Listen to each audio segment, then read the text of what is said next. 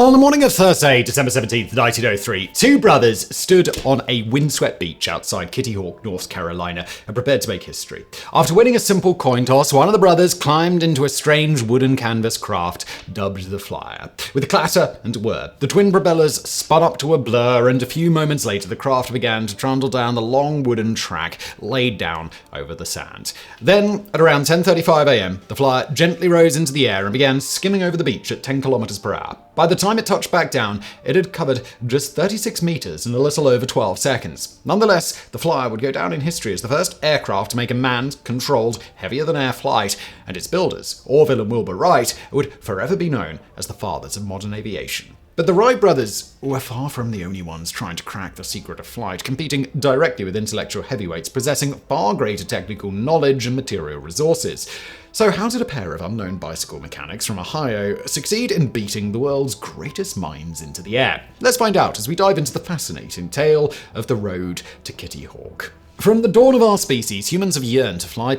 As Wilbur Wright once wrote, "The desire to fly is less an idea handed down to us by our ancestors who, in their grueling travels across trackless lands in prehistoric times, looked enviously on the birds soaring freely through space at full speed above all obstacles on the infinite highway of the air." Unsurprisingly, the first attempts at conquering this infinite highway involved directly copying the flight of birds. History abounds with tales of daredevils who strapped on wings made of wood, canvas, or feathers and leapt from towers, bridges, and other tall structures with often fatal results. Others, most famously OG Renaissance man Leonardo da Vinci, conceived of more elaborate flapping wing flying machines known as ornithopters. But these early dreamers not only failed to understand key facets of how birds' wings generate lift, but also that human bodies are just not built for flapping wing flight.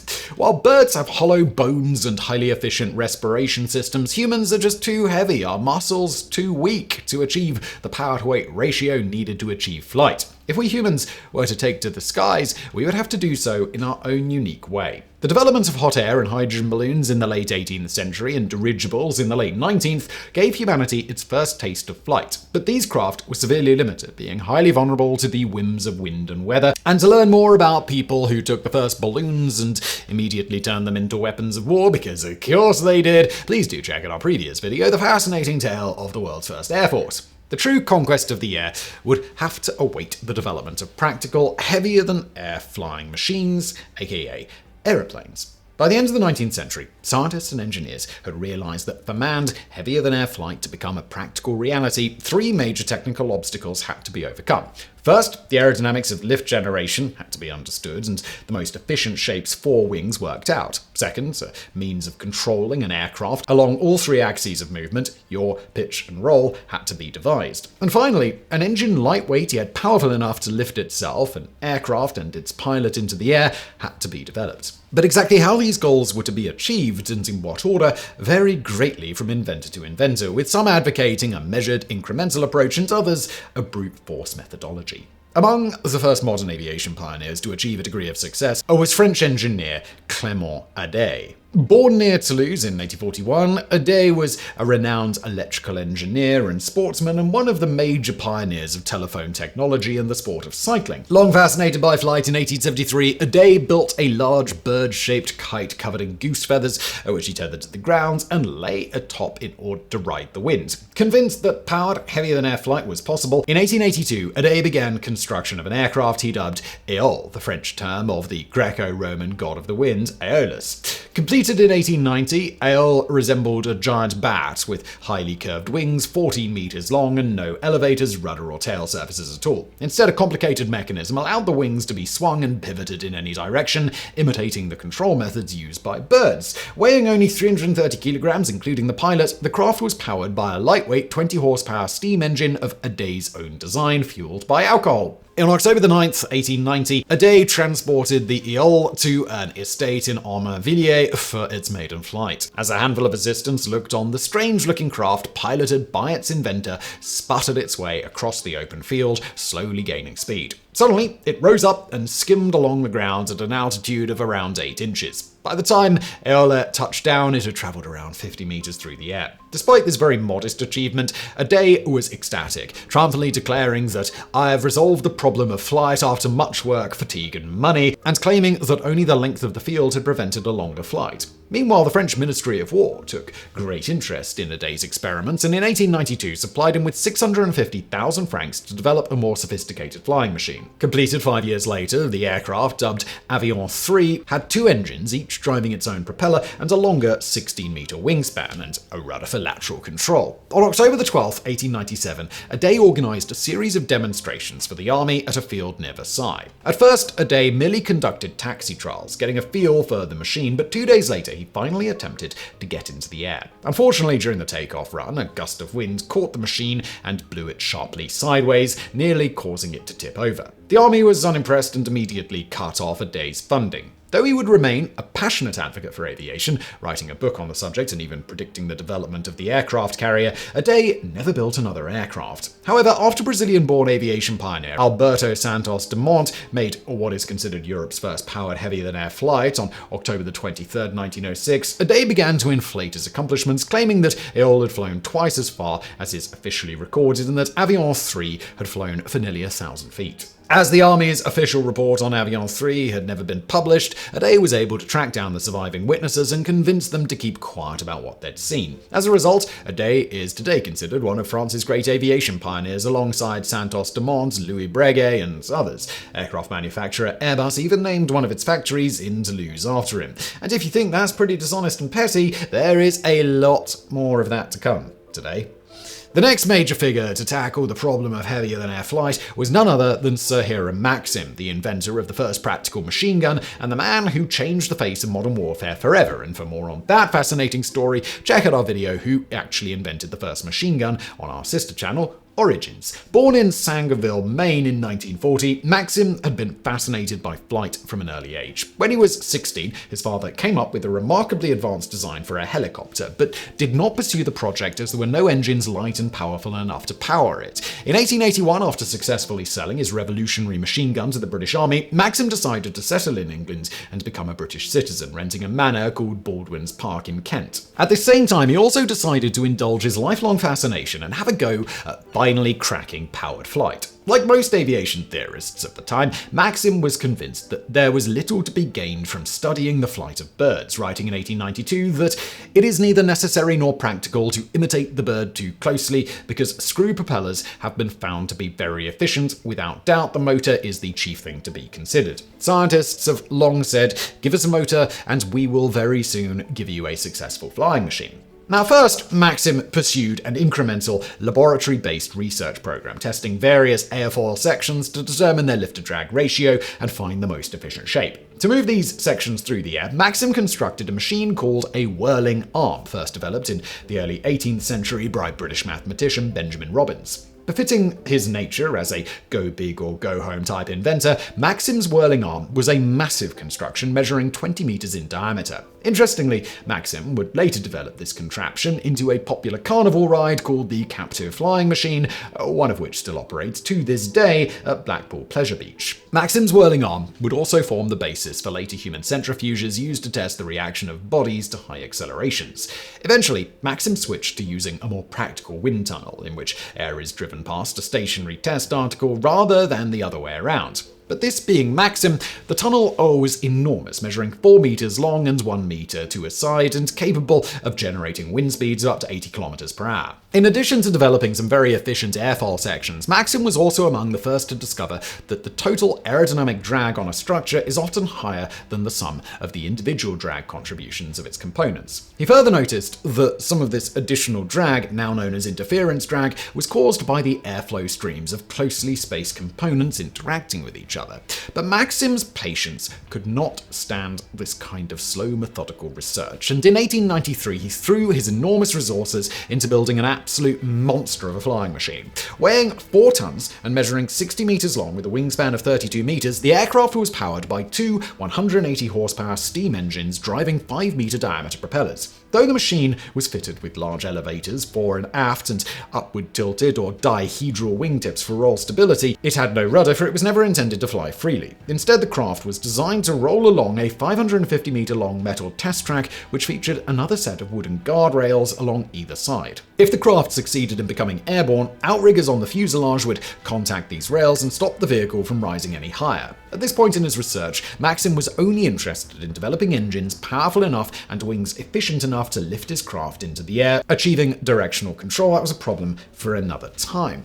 When fully powered up, Maxim's behemoth was truly a sight to behold. As journalist H.J.W. Dam wrote of one test run in 1893, a rope was pulled, the machine shot forward like a railway train, and with the big wheels whirling, the steam hissing, and the waste pipes puffing and gurgling, flew over the 1,800 feet of track in much less time than it takes to tell it.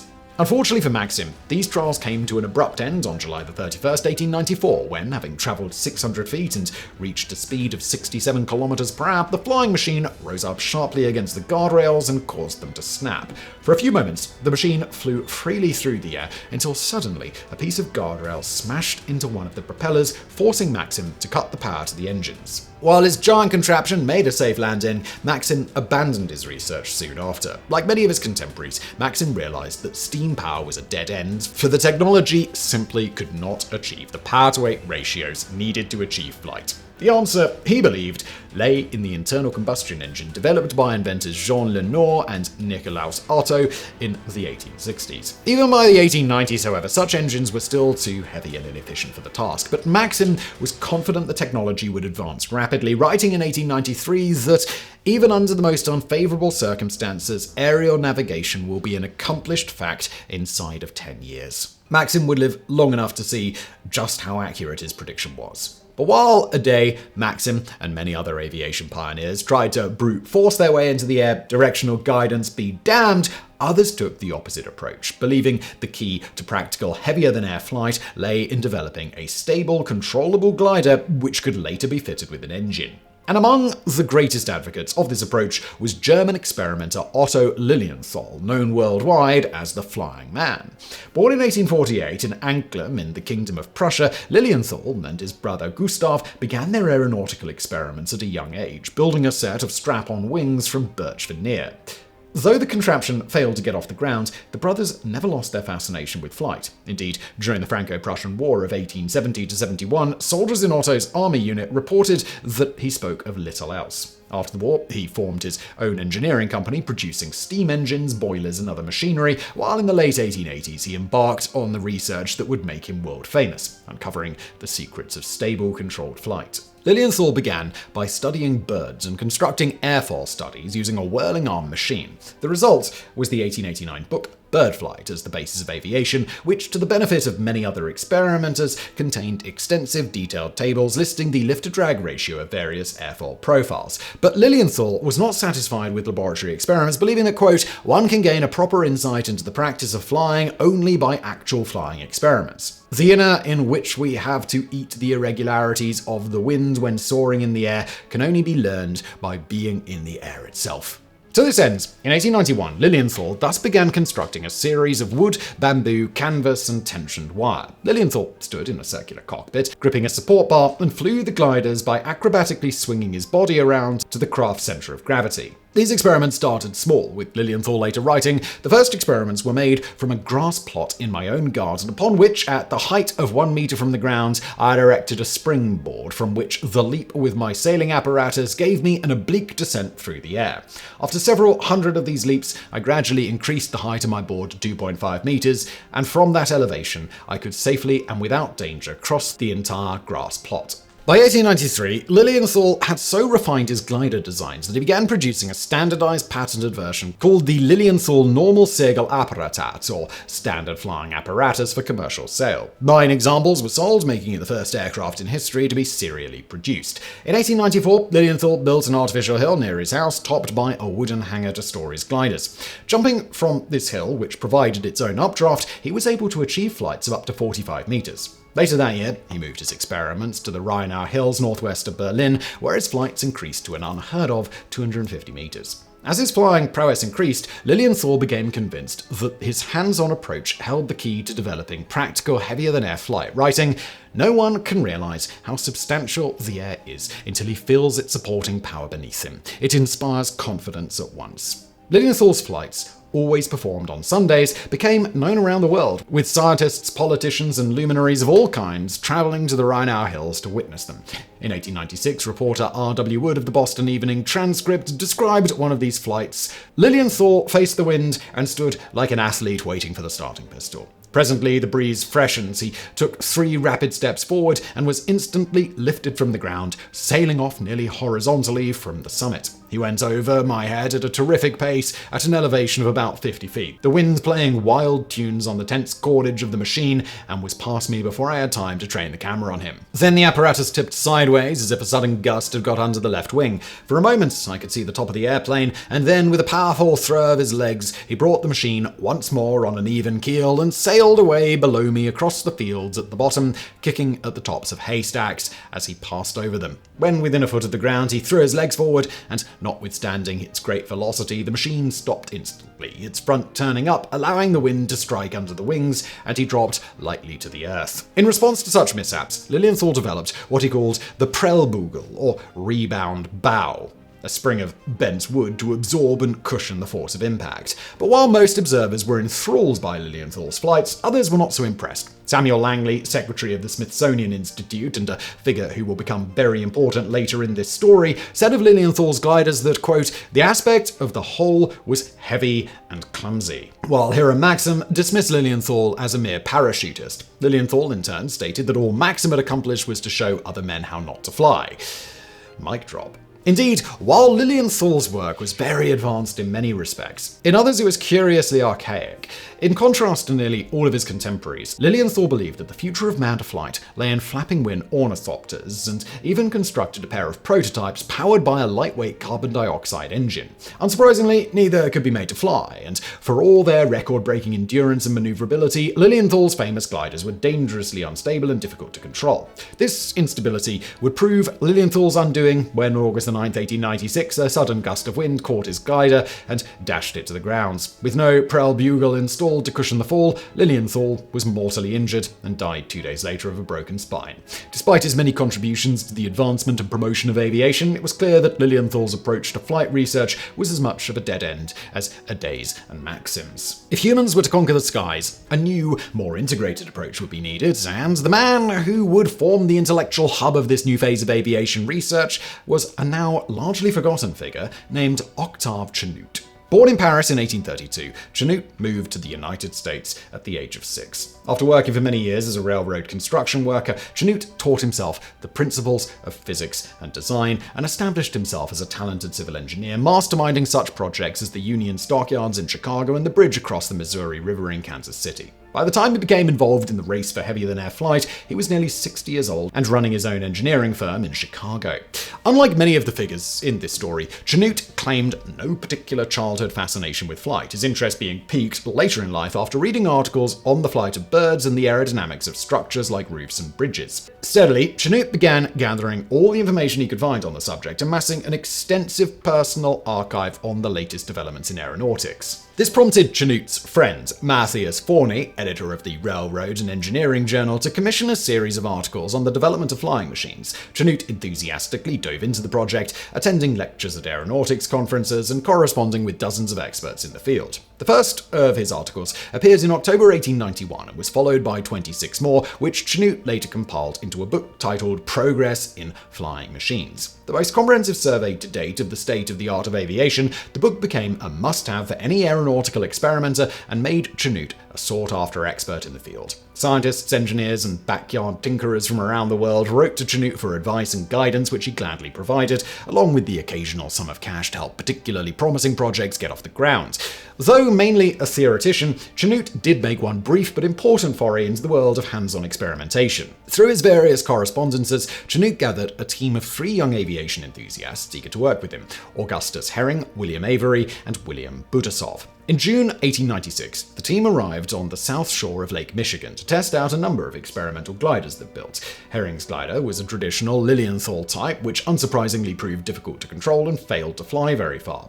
After only a few flights, the machine crashed and was damaged beyond repair, prompting Chanute to declare that he was glad to be rid of it. Chanut's glider, on the other hand, was of a more radical experimental design. Dubbed the Katydid, it had no fewer than 6 pairs of 2-meter-long wings mounted on special hinges to allow them to pivot in any direction. As Chanut explains, Katydid is based upon just the reverse of the principles involved in the Lilienthal apparatus. Instead of man moving about to bring the center of gravity under the center of pressure, it was intended that the wings should move automatically, so as to bring the movable center of pressure back over the center of gravity, which later would remain fixed. That is to say, that the wings should move instead of the man. The emphasis on natural stability represented a new approach to heavier-than-air flight, one which would remain influential for many years. Indeed, the belief that aircraft should be inherently stable prompted telephone inventor Alexander Graham Bell, who will pop up again later in today's story, to throw himself into the development of giant manned-powered kites, a bizarre and forgotten technological dead end we've already covered in our video. That time the inventor of the telephone devoted his life to commercial manned giant kites over on our sister channel, Higher Learning. Though his assistants were initially hesitant to test Katydid due to its novelty, it proved far more stable than the Lilienthal design, exactly as Chanut had intended. And while it only managed to glide a distance of 25 meters, Chanut was confident that its performance could be improved. After a short break in July, the team returned to Lake Michigan in August for more testing. This time, William Budasov had brought his own glider design, the bat-winged Albatross. Launched from a special ramp, the curiously old-fashioned craft performed poorly and was swiftly abandoned. Chanut's improved Katydid fared better, doubling its previous distance record. But the real star of the show was a brand new glider created by Chanut and Augustus Herring. Looking more like a modern aeroplane than anything which had come before, the Chanut Herring glider was a biplane whose wings were made rigid by tensioned wires, forming a Pratt truss. Adapted by Chanut from bridge design, this structure would remain standard for aircraft construction well into the 1920s. Fitted with a cruciform tail for greater directional stability, the Chanut Herring glider performed exceptionally well, achieving glide distances of up to 107 meters and proving remarkably easy to control. As Chanut later reported, the machine was steady, easy to handle before starting, and under good control when underway. A motion of the operator's body of not over 2 inches proving as effective as a motion of 5 or more inches in the Lilienthal machine. Indeed, the team became so confident in the design that by the time their second experimental session ended in late September, they had begun offering free glider rides to curious onlookers. Buoyed by the success, Augustus Herring wanted to push ahead and fit the glider with an engine and propeller. Chanut disagreed, believing that more glide tests were needed, prompting Herring to break from the group and strike out on his own.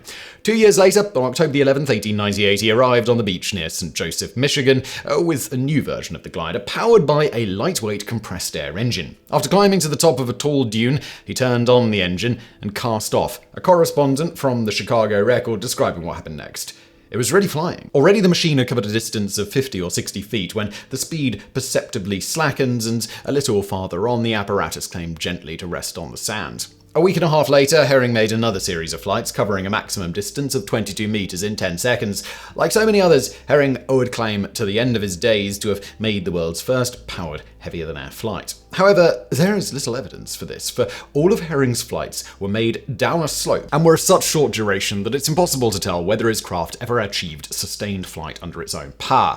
While the accomplishments of Chanut and his team might seem like a minor step forward, it was fast becoming apparent that all the pieces of the aviation puzzle were nearly in reach. Someone just needed to put them all together. And in the 1890s, the man seen as most likely to do so was Samuel Pierpont Langley. Born in Roxbury, Massachusetts in 1834, in 1864, Langley quit a promising career in architecture to pursue his real passion: astronomy. Like Octave Chanut, Langley had no formal education in his chosen field, instead choosing to teach himself through intensive study of the existing literature. So successful was he that just 3 years later, in 1867, he was awarded a 20-year tenure as a professor of astronomy and physics at Western University of Pennsylvania in Pittsburgh. In short order, he transformed the school's small, run-down Allegheny Observatory into a world-class institution. Among Langley's many accomplishments were the development of the Allegheny system of standard time, the first such system to be adopted by the United States, and the invention of the bolometer, a highly sensitive infrared detector that launched the field of infrared astronomy. In 1887, Langley was asked to serve part-time as assistant secretary of the Smithsonian Institution. 4 years later, he was promoted to the prestigious position of secretary and moved to Washington, D.C. to take up his post. This position gave Langley access to vast resources with which to pursue his scientific interests, including the physics of heavier-than-air flight. Langley began small, testing various airfoil sections in a whirling arm apparatus and building hundreds of small rubber band-powered flying models. Like Hiram Maxim before him, Langley believed that all that mattered was developing an engine light and powerful enough to get a craft into the air. Directional control was a separate problem that could be solved at a later date. The thought of testing aircraft designs in glider form apparently never even occurred to him. In 1891, Langley and a team of machinists began building a large, unmanned free-flight model he dubbed the aerodrome, after the Greek aerodromoi, or air runner. This term would later be applied to the fields used by aircraft to take off and land. Built on a long wooden truss frame, the 8-kilogram craft sported 2 pairs of 4-meter-long wings set at an upward dihedral for roll stability, a small cruciform tail, and was powered by a miniature 1-horsepower steam engine driving twin propellers. The vehicle was launched from a special steam-powered catapult mounted atop a houseboat, which Langley anchored in a secluded bend in the Potomac River near Quantico, Virginia. By 1894, the first model, Aerodrome Zero, was ready for flight testing. Unfortunately for Langley, early results were not promising. Again and again, the models plunged into the Potomac, the structure having failed or the engine randomly cut out. Undaunted, Langley kept trying, building progressively more sophisticated models with strengthened frames and improved engines. Finally, after his first 5 models had failed dismally, Langley finally made a breakthrough when at 3:05 p.m. on May 6, 1896, Aerodrome No. 5 rocketed off the catapult. In attendance that day was Alexander Graham Bell, inventor of the telephone and later an aviation pioneer in his own right, who described what happened next, quoting here, "The model rose at first directly into the face of the wind, moving at all times with remarkable steadiness and subsequently swinging around in large curves of perhaps 100 yards in diameter and continually ascending until its steam was exhausted. At a lapse of about a minute and a half, and at a height which I judged to be between 80 and 100 feet in the air, the wheels ceased turning. By the time Aerodrome No. 5 touched down gently in the water, it had travelled a little more than a kilometre in a minute and 15 seconds. Later that afternoon, after the waterlogged craft had been fished from the river and dried out, Langley repeated the experiment and achieved similar results. 6 months later, a further improved version, the Aerodrome, flew 1.2 kilometers in 1.5 minutes. Bell, awestruck by what he had witnessed, later wrote, "It seems to me that no one who was present on this interesting occasion could have failed to recognize that the practicability of mechanical flight had been demonstrated." Indeed, while all but forgotten today, the events of May 6, 1896 stand as one of the great milestones in the history of flight, being the first time a heavier-than-air craft of any kind had achieved sustained level flight under its own power. Yet being unmanned and lacking a control system, Aerodrome No. 5 fell just short of clinching the ultimate prize. Incredibly, despite having come so far, Langley was initially content to end his research there and leave others to work out the remaining details. It was only under intense public pressure that he finally agreed to build a full-size manned version of the aerodrome. Meanwhile, Alexander Graham Bell persuaded President William McKinley to release $50,000 of the War Department's budget to fund the venture. Believing that a flying machine might prove useful in the recently declared Spanish-American War, McKinley provided the funding on the condition that Langley deliver 2 working prototypes by the end of 1899. With such lavish resources at his disposal, it seemed obvious to all that if anyone was going to crack the secret of manned heavier-than-air flight, it was Samuel Langley. But Langley would not enjoy this near monopoly on aviation research for very long, and soon he found himself facing stiff competition from an ingenious pair of bicycle mechanics from Dayton, Ohio. Enter the Wright brothers. Born on April 16, 1867, and August 19, 1871, respectively, Wilbur and Orville Wright were the 3rd and 4th of 5 children born to Milton and Susan Wright, preceded by brothers Reichlin and Lauren, and followed by sister Catherine.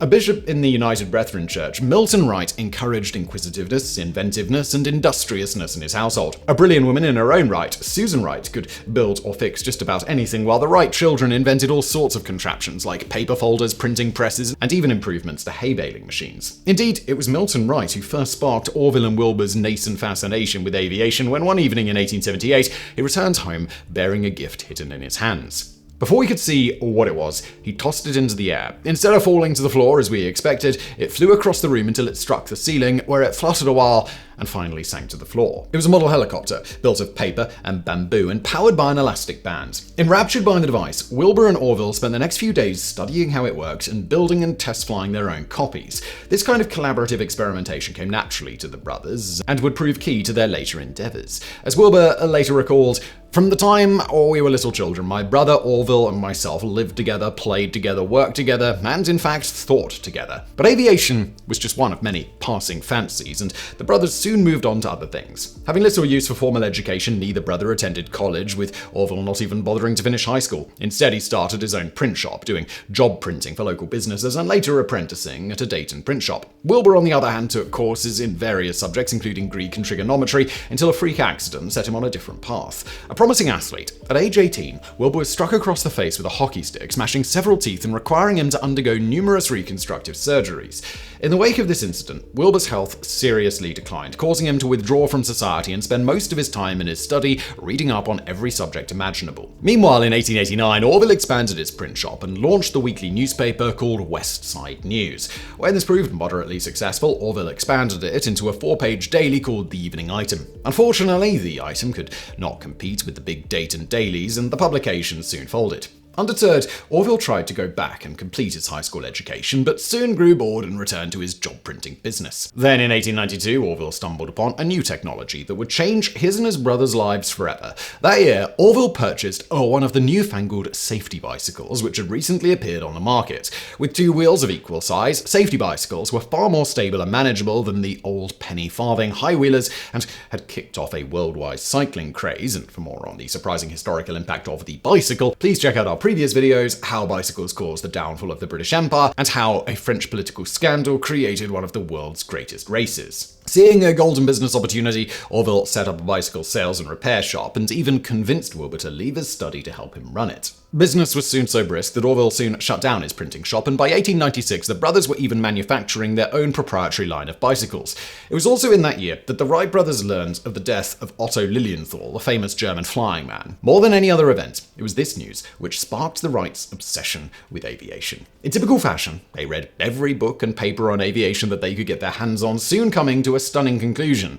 Almost the only great problem which has not been pursued by a multitude of investigators and therefore carried to a point where progress is very difficult, we could not understand that there was anything about a bird that would enable it to fly that could not be built on a larger scale and used by man. If the bird's wings could sustain it in the air without the use of any muscular effort, we did not see why man could not be sustained by the same means. Fortuitously, the Wrights had found themselves in the ideal position to pursue the dream of flight. Not only did the bicycle shop provide them with all the tools and money they needed, but business was brisk in the spring, summer, and fall, and very slow in the winter, giving them several months every year in which to devote themselves to aviation research. Having exhausted all resources in Dayton in 1899, Wilbur next wrote to leading experts, including Samuel Langley and Octave Chanute, asking for more information on aeronautics. In response, the Wrights received and promptly devoured a number of technical pamphlets, as well as an extensive bibliography, including Samuel Langley's Experiments in Aerodynamics and Story of Experiments in Mechanical Flight, Octave Chanute's Progress in Flying Machines, Otto Lilienthal's The Problem of Flying and Practical Experiments in Soaring,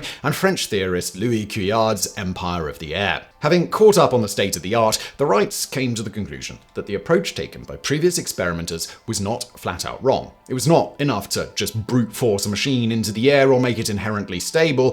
To be useful, an aircraft had to be maneuverable, capable of taking the pilot, his passengers, and his cargo where they needed to go. Therefore, building a successful flying machine required first developing an efficient, fully controllable glider, then fitting it with an engine. But Otto Lilienthal's method of throwing the pilot's weight around was impractical and dangerous. Instead, the Wrights hit upon the idea of twisting the aircraft's wings to control its flight, just like birds do. Unfortunately, no matter what the Wrights came up with, there seemed to be no way of implementing this wing warping scheme on a practical glider. But then, a moment of serendipity intervened. One day, in July 1899, a customer came into the Wrights' bicycle shop to buy a new inner tube. As Wilbur chatted with the customer, he idly played with the long cardboard box, twisting it back and forth. Suddenly, inspiration struck. If they built a biplane, its wings braced with a tension wire Pratt truss like the Chinook herring biplane, then the wingtips could easily be twisted using a system of cables and pulleys. Together, Wilbur and Orville quickly worked out the details of the design and within a few days built a small kite to test their ideas. Built of wood and canvas, the kite had twin wings 1.5 meters, a horizontal tail for longitudinal stability, and a pair of cables connected to the wing warping mechanism for lateral control. Orville was on a camping trip when Wilbur tested the kite in a field just outside of Dayton. It proved so maneuverable that he excitedly ran to the campsite to tell his brother the good news. Buoyed by this success, the brothers turned their sights to building a full-size man-carrying glider. But first, they needed a place to fly it. Some months before, Wilbur had written to the United States Weather Bureau asking for locations easily accessible from Dayton where the wind was strong and consistent enough for scientific kite flying. He soon received a response from the weather station manager, Joseph J. Josher, who recommended a desolate stretch of beach near Kitty Hawk, North Carolina. Quoting him, "The beach here is about 1 mile wide, clear of trees or high hills, and extends for nearly 60 miles in the same condition. The wind blows mostly from the north and the northeast in September and October. I'm sorry to say you could not rent a house here, so you'll have to bring tents." By the fall of 1900, the Wrights had completed their first full-scale experimental glider. A wire truss biplane, just like their small-scale kite, it had a wingspan of 5 meters and an airfoil section taken directly from Otto Lilienthal's published lift tables. The pilot lay prone in the center of the lower ring, operating a front-mounted horizontal stabilizer with a hand lever in the wing warping mechanism with a pivoting foot bar. While Orville tended the bicycle shop and put the finishing touches on the glider, Wilbur set out for North Carolina to set up their base camp, arriving on September 13th, 1900. In those days, Kitty Hawk was a bleak, desolate place with little more than a small weather station, a post office, a United States life-saving service station, and a handful of houses constantly choked by the wind-blown sand. Wilbur lodged with the postmaster, William J. Tate, borrowing his horse and cart to transport his tools and materials to a site around a kilometer away.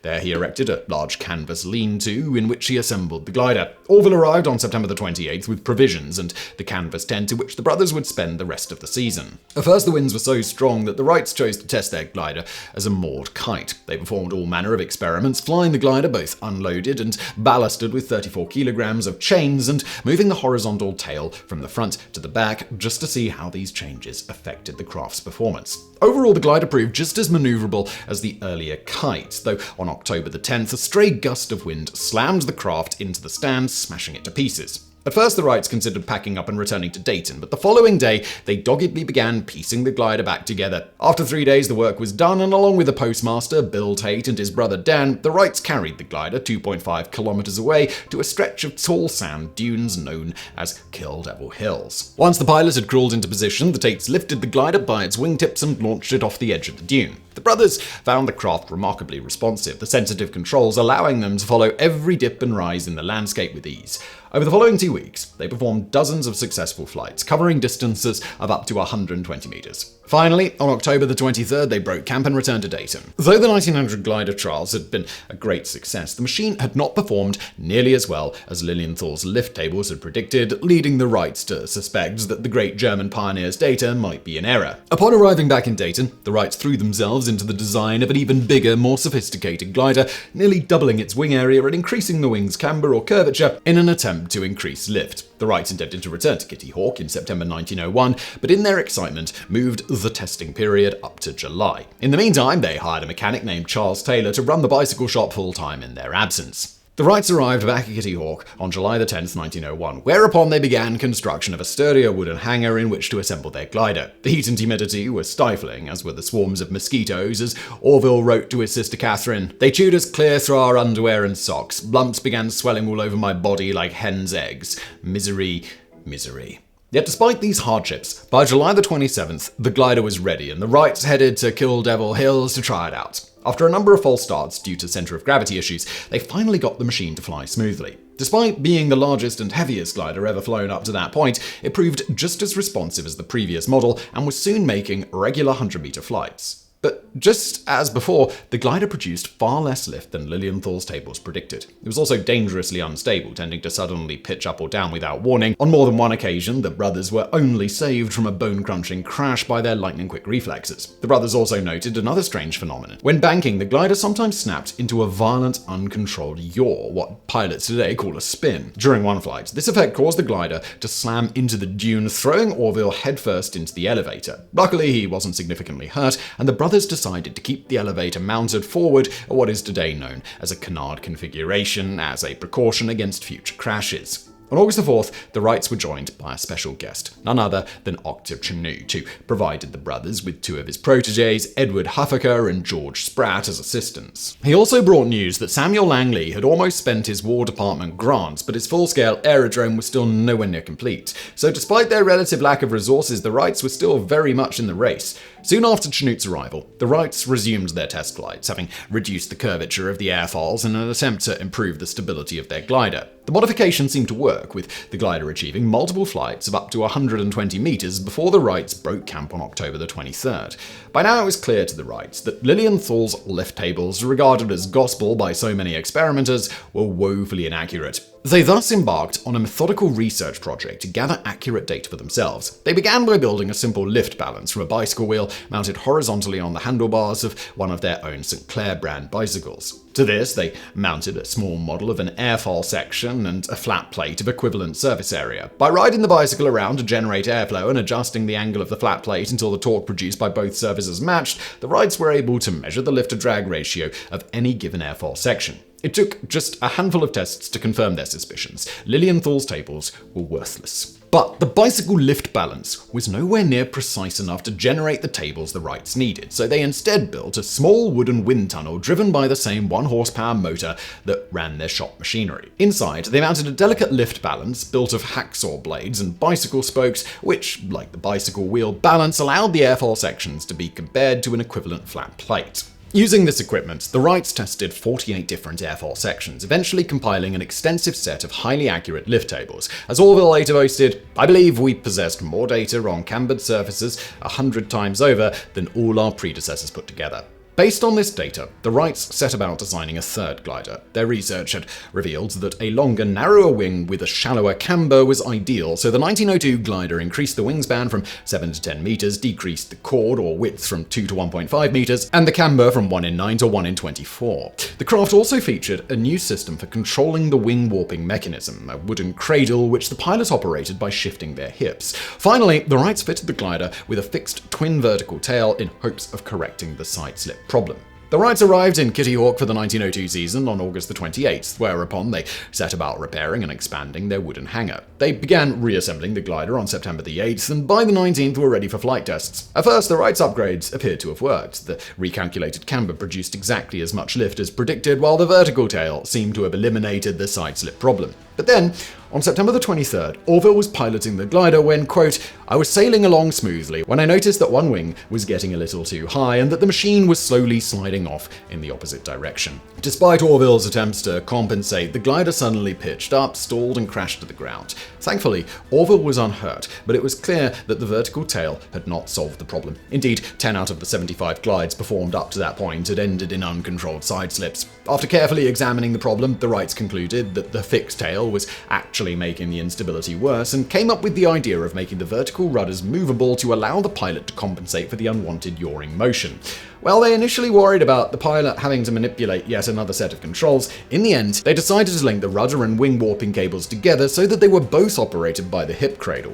To their delight, the solution worked perfectly, with the pilot now able to control all three axes of motion. The glider became a joy to fly. Today, pilots are taught to combine yaw and roll control to execute side slip free or coordinated turns. With the new control system proven, the Wrights made hundreds of successful flights to distances of up to 190 meters. Meanwhile, Octave Chanute and his protégés tested out their own more old-fashioned designs, but met with disappointing results, clearly demonstrating that the Wrights were on the right track. The team broke camp on October 28th. Having finally perfected an efficient, fully controllable glider, the Wrights were finally ready to tackle the next major challenge: powered flight. By now, the Wrights' success was beginning to attract attention, with descriptions of their experiments appearing in aeronautical journals. This, in turn, brought a flood of correspondence from other experimenters seeking advice and data for their own research, as well as numerous copycats. In France, artillery captain Ferdinand Ferber built a crude copy of the Wrights' glider, but without properly curved wings or any kind of directional control system, it proved an utter failure. Nonetheless, like many experimenters before him, Ferber was convinced he could brute force his way into the air, and in late 1902 fitted his failed glider with a 6-horsepower engine driving a paddle-like propeller. He suspended this contraption beneath a huge crane-like whirling arm and for several months flew round and round testing the airworthiness of his craft. However, he never succeeded in achieving free flight. 1 year earlier, another experimenter, a German immigrant, Gustav Whitehead, claimed to have made a series of flights from a field near Bridgeport, Connecticut in a bat-like homemade aircraft reaching altitudes of up to 60 meters and covering distances of 7 miles. This story, widely reported at the time, led to Whitehead being declared the father of Connecticut aviation. However, no photographs of Whitehead's machine in flight survive, and later analysis of its design confirmed that it could never have flown and that Whitehead's claims, like all others of this type, are pure fantasy. Even Samuel Langley wrote to the Wrights requesting information on their special curved surfaces and means of control and inviting them to visit Washington at his expense. Wary that Langley would steal their hard-won data and beat them to the finish line, the Wrights politely declined the invitation and became more secretive in their work. The race, it seemed, was coming to a head. In reality, despite the vast resources at his disposal, Langley's bid to construct a full-scale version of his aerodrome models had been fraught with difficulties, with the lightweight propeller gear train alone taking 4 years to perfect. But the greatest challenge he faced was finding a suitable pair of engines, which each had to produce at least 12 horsepower but weigh less than 100 pounds. At first, Langley turned to Stephen M. Balzer, an engineer who in 1894 had built the first automobile to drive in New York City. Balzer worked obsessively for 2 years, blowing his allotted budget and bankrupting himself only to produce a 5-cylinder rotary engine that did not meet Langley's specifications. Langley thus turned to one of his own machinists, Charles M. Manley, who after a further 2 years succeeded in producing a single water-cooled 5-cylinder radial engine that weighed 200 pounds and developed 52.4 horsepower, a marvel of engineering for its time. President McKinley's original agreement specified the delivery of 2 working prototypes by the end of 1899, but Langley managed to use his extensive connections to have the contract and his funding extended several more years. Finally, in the fall of 1903, the aerodrome was complete and Langley was ready for his first test flight. Charles Manley, creator of the aerodrome's engine, was chosen as the test pilot, and the houseboat-mounted catapult was moved to its regular anchorage near Quantico. The first test was scheduled for September 3, 1903, but Langley discovered that the humid climate had ruined the aircraft's starting batteries and was forced to send out for new ones. Finally, on October 7th, all was ready, and Manley climbed into the aerodrome's fuselage and started the engines. Somewhat optimistically, he'd sewed a compass to one of his trouser legs to aid with aerial navigation. With the propellers at full speed, Manley gave the signal and the catapult was triggered. The aerodrome shot forward, rose a little, then snagged on the end of the catapult and plunged into the Potomac. Miraculously unhurt, Manley extracted himself from the tangled wreckage and swam back to the houseboat. Despite this embarrassing failure, Manley declared that "my confidence in the future success of the work is unchanged." Meanwhile, the Wright brothers were facing many challenges of their own, including the same problem of finding a suitably light and powerful engine. After determining that no existing automobile manufacturer could design an engine to their specifications, the Wrights and their mechanic Charles Taylor set about building one themselves. In the end, they produced a compact, 4-cylinder, inline engine that weighed only 140 pounds but generated 12 horsepower. Though crude in many ways, the engine was at the same time remarkably advanced for its time, featuring one of the first aluminium blocks and direct fuel injection systems in history. Another major challenge involved the design of the propellers. Up until this point, aviation experimenters had largely based their propeller designs on those developed for marine propulsion. However, the fluid dynamics of water and air are very different, meaning most of these propellers were very inefficient. Furthermore, the Wrights discovered to their surprise that no formal theory of propeller design had yet been developed, with marine propellers largely being developed through trial and error. Lacking the time needed for this approach, the Wrights instead applied their knowledge of aerodynamics and developed their own propeller design theory, resulting in the first aircraft propellers designed entirely according to physical principles. As Orville wrote in June 1903, "We had been unable to find anything of value in any of the works to which we had access, so we worked out a theory on our own on the subject, and soon discovered, as we usually do, that all the propellers built heretofore are all wrong. Isn't it astonishing that all these secrets have been preserved for so many years just so that we could discover them?" By the fall of 1903, the Wrights had finally completed their first powered aircraft, which they dubbed the Flyer. Like the 1902 glider, it was a biplane with a canard horizontal stabilizer and twin rudders in the rear. The pilot operated the wing warping mechanism and rudders with a hip cradle and the elevators with a hand lever. However, this time the pilot's position was moved to the left of the aircraft centerline, with the engine mounted to the right to balance out the pilot's weight. The engine drove a pair of wooden propellers via a chain device, one of many design features borrowed from bicycle technology, the propellers rotating in opposite directions to counter the effects of torque.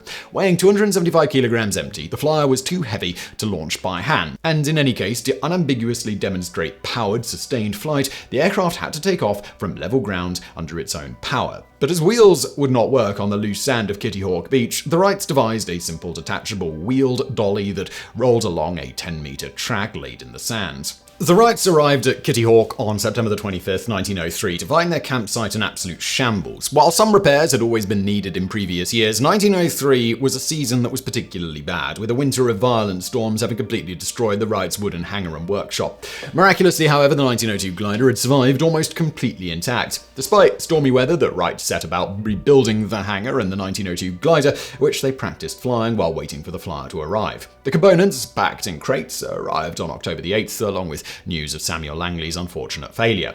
As Wilbur wrote to Octave Chanute, "I see that Langley has had his fling and failed. It seems to be our turn to throw now, and I wonder what our luck will be." Wary that Langley would soon make another attempt, the Wrights abandoned their original plan to test the Flyer as a glider and decided to install the engine immediately. However, their progress was interrupted by a powerful storm, which threatened to blow down the hangar and tear off its tar paper roof. The Wrights spent days hastily nailing on braces and hammering down shingles in a desperate bid to keep the structure together.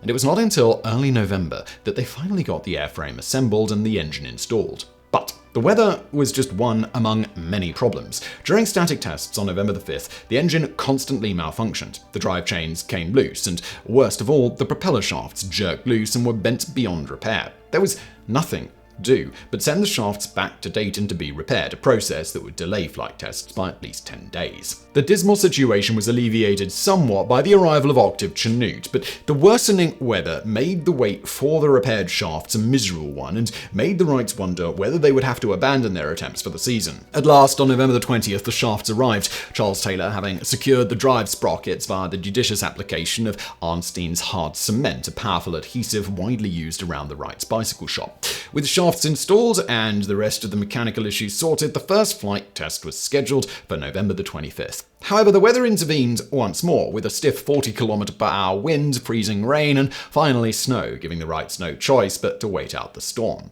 Work resumed on November the 28th, but during a static test, the Wrights discovered, to their dismay, that one of the engine shafts was badly cracked. The next day, Orville set off for Dayton to fetch a new set of shafts turned from solid spring steel. With the Wrights temporarily out of the race, it was now Samuel Langley's chance to pull ahead and clinch the coveted prize.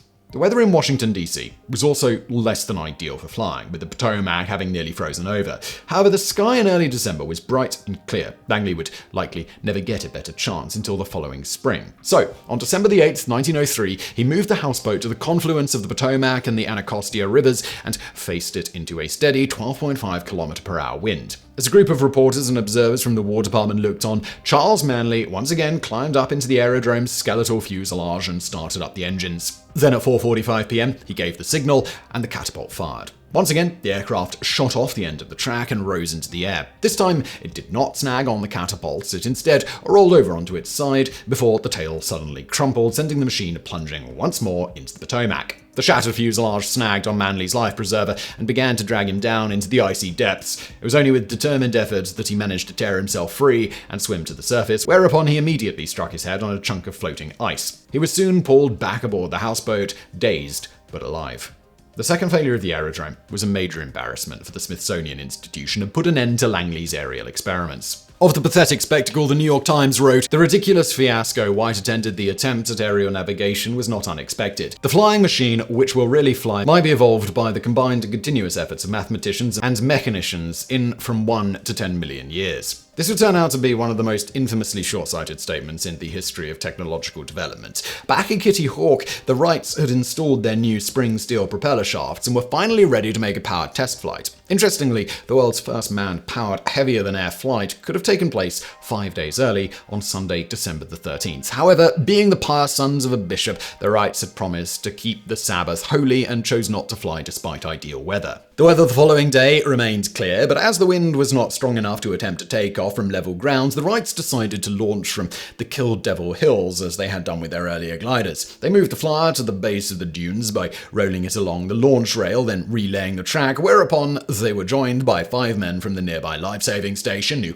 helped them haul the machine to the summit and lay the launching rail down the slope. As both brothers were equally skilled pilots, they tossed a coin to decide who would make their first flight. Wilbur won, and as his brother held onto a retaining cable, he climbed aboard, settled into the hip cradle, and started up the engines. Once the propellers were whirling at full speed, Orville released the cable and the flyer went trundling down the track. The machine immediately shot up to an altitude of around 5 meters, but despite Wilbur's attempts to bring the nose down, the wings stalled and the machine slammed into the ground 30 meters from the end of the track, lightly damaging the left wingtip, rudder, and skid. Undaunted, the Wrights took the flyer back to the hangar, repairs being completed on the following morning. On the morning of Thursday, December the 17th, 1903, they were ready to try again. The weather that morning was brisk, with a cold 13-km/h winds blowing from the north and pools of ice-capped water covering the beach. Slowly and methodically, the Wrights laid the launching rail and checked and rechecked every component aboard the flyer. They then performed another coin toss, which Orville won. The two brothers shook hands, and Orville climbed aboard, started the engines, and waited for the propellers to spin up. Then, at 10:35, Wilbur released the retaining cable and began to run alongside as the flyer steadily gained speed and barreled toward the end of the track. Suddenly, the craft lifted off and rose to an altitude of 3 meters, the moment of takeoff captured in an iconic photograph taken by lifeguard John Daniels Jr. The flyer skimmed along over the beach, rising and dipping a few times before gently touching down on the sands. Beginning to end, the flight had only lasted 12 seconds and covered a mere 36 meters, less than the wingspan of a Boeing 747 jumbo jet. But it didn't matter. The Wright brothers had achieved the seemingly impossible. As Wilbur Wright later explained, it was nevertheless the first in the history of the world in which a machine carrying a man had raised itself by its own power into the air in full flight, had sailed forward without a reduction in speed, and had finally landed at a point as high from which it started. The other witnesses to the historic flight were somewhat less measured in their response, with one lifeguard scrambling to the local post office crying, "They have done it! They have done it! Damned if they ain't flew." Not content to rest on their laurels, the Wright brothers made 3 more flights that day, with Wilbur setting a record by flying 260 meters in 59 seconds. But while the brothers and their assistants were carrying the flyer back to camp, a stray gust of wind caught the aircraft and set it tumbling across the beach, smashing it beyond repair. It would never fly again. Over the next few weeks, news of the Wright brothers' achievements began to appear in various publications. However, most of these reports were confused and inaccurate, with one journalist claiming that the Wrights had flown for 3 miles. This forced the brothers to issue a number of written corrections in order to set the record straight. Meanwhile, confident that they no longer needed the stiff breezes of Kitty Hawk in order to take off, the Wrights moved their experiments to a dairy farm just outside of Dayton known as Huffman Prairie. Here, in mid-1904, they began testing an improved design they dubbed the Flyer 2. The aircraft featured a more powerful 15-horsepower engine and wings with a shallower camber, which the Wrights hoped would reduce drag. Large crowds of reporters and other witnesses gather for the first flight tests, but due to a lack of headwinds and the reduced wing camber, which reduced overall lift, Flyer 2 failed to get off the ground and the disappointed onlookers returned home. As Wilbur later wrote, "Knowing that longer flights had been made with airships and not knowing any essential difference between airships and flying machines, they were but little interested." This suited the Wrights just fine, as they were now free to pursue their experiments in private. To get around the headwind problem, Charles Taylor developed a special catapult powered by falling weights. Using this device, the Wrights finally coaxed Flyer 2 into the air and began achieving flights of ever greater duration. On September the 20th, 1904, Flyer 2 remained airborne for 1 minute and 35 seconds, traveling 1.2 kilometers and becoming the first heavier-than-air craft to complete a full circle. This feat was witnessed by local beekeeper Amos Root, who wrote the first published eyewitness account of an aircraft in flight, saying, "One of the grandest sights, if not the grandest sight of my life. Imagine a locomotive that's left its track and is climbing up in the air toward you, a locomotive without any wheels, we will say, but with white wings instead. Well, now imagine this white locomotive with wings that spread 20 feet each way, coming right toward you with a tremendous flap of its propellers, and you will have something like what I saw." Over the following winter, the Wrights rebuilt the Flyer 2 to create the Flyer 3, which featured wings with deeper, higher lift camber. On October the 5th, 1905, Wilbur Wright made aviation history once again by remaining aloft for 38 minutes and 3 seconds, covering 39 kilometers in the process. The flight could have gone on for much longer, only ending because the fuel tank ran dry. There was now no longer any doubt. Manned, powered, controlled, heavier-than-air flight was now a practical reality. The following year, the Wrights introduced the Model A, the first powered aircraft in history to be serially produced and sold, while in 1909 the US Army Signal Corps became the first military establishment in the world to purchase a heavier-than-air flying machine. The history of transportation would never be the same again. But how had the Wrights done it? How had a pair of bicycle mechanics with only high school educations managed to beat the world's foremost experts with vastly greater resources to achieving manned, powered, heavier-than-air flight? In the end, the answer comes down to a simple word: methodology. While other experimenters like Hiram Maxim and Samuel Langley tried to brute force their way into the air with powerful engines, seeing stability and control as secondary problems, the Wrights saw the problem of powered flight as a holistic one, all aspects of which had to be solved individually before they could be assembled into a viable flying machine. To this end, they embarked on a methodical glider-based research program to solve the problems of lift, stability, and directional control before they even attempted to add an engine. They were also keenly observant experimenters, unafraid to question conventional wisdom, attributes which led them to compile their own far more accurate lift tables and develop their own theory of propeller design. In short, the Wright brothers fully understood the complexity of the problem before them, as well as their own ignorance and limitations, and worked slowly, methodically, and thoughtfully to chip away at both. This humble approach is perhaps best exemplified by Wilbur Wright's 1899 letter requesting information from the Smithsonian, in which he rather self-deprecatingly assures the recipient that "I am not a crank in the sense that I have some pet theories as to the proper construction of a flying machine. I wish to avail myself of all that is already known, and then, if possible, add my mite to help the future worker who will attain final success." In just 4 short years, he and his brother would succeed in accomplishing much, much more. But while today the Wright brothers are universally acknowledged as the fathers of modern aviation, this was not always the case. The very public failure of Samuel Langley's aerodrome was a huge embarrassment to the Smithsonian Institution, who, out of spite and wounded pride, refused to acknowledge the Wright brothers' accomplishment for many decades. Among the accusations leveled by the Smithsonian was that the 1903 Flyer was launched into the air by a catapult and thus had not taken off under its own power. This is a very strange claim, for not only is it entirely false, but it conveniently ignores that Langley's aerodrome was catapult launched. So, nice try, guys. The debate over the primacy of the Wrights' achievement came to a head in 1914 when Glenn Curtiss, another early aviation pioneer and a member of Alexander Graham Bell's Aerial Experiment Association, found himself being sued by the Wright brothers for patent infringement. By this time, the Wrights had all but stopped innovating and spent most of their time enforcing their patents against all other would-be aircraft manufacturers. Hoping to break the Wrights' near monopoly on aircraft production, Curtiss decided to challenge the primacy of their patents by proving that Langley's aerodrome could actually have flown. To this end, he contacted Dr. Charles Walcott, who had succeeded Langley as Secretary of the Smithsonian following the latter's death in 1906. Walcott enthusiastically supported Curtiss's project and had all Langley's blueprints and the surviving remains of the 1903 aerodrome sent to his factory in Hammondsport, New York. Upon receiving these materials, Curtiss came to a shocking realization. The aerodrome was fundamentally flawed and could have never flown. But Curtiss was determined to defeat the Wrights and set about improving the design, strengthening the wings, and installing a more powerful engine. But even with these fudges, the aerodrome was still too heavy and underpowered, and only succeeded in remaining aloft for 5 seconds. Even when Curtiss installed an even more powerful V8 engine, he could only keep the ungainly craft in the air for around a minute. Yet, despite the fact that the rebuilt machine barely resembled Langley's original design, the Smithsonian seized upon Curtiss's experiments and proudly displayed the aerodrome in the Arts and Industries building with the label, "The first man-carrying aeroplane in the history of the world capable of sustained free flight." In response, in 1925, Orville Wright threatened to send the 1903 Flyer to Kensington Science Museum in England unless the Smithsonian recanted, stating, "I believe my course in sending our Kitty Hawk machine to a foreign museum is the only way of correcting the history of the flying machine, which by false and misleading statements has been perverted by the Smithsonian Institution." The Smithsonian refused, and in 1928 Orville made good on his threat. This feud raged on for another 2 decades, and it was not until 1948, 45 years after the Wrights' historic flight, that the Smithsonian finally recognized the primacy of their achievement and placed the 1903 Flyer on permanent display at the newly created National Air and Space Museum, where it remains to this day.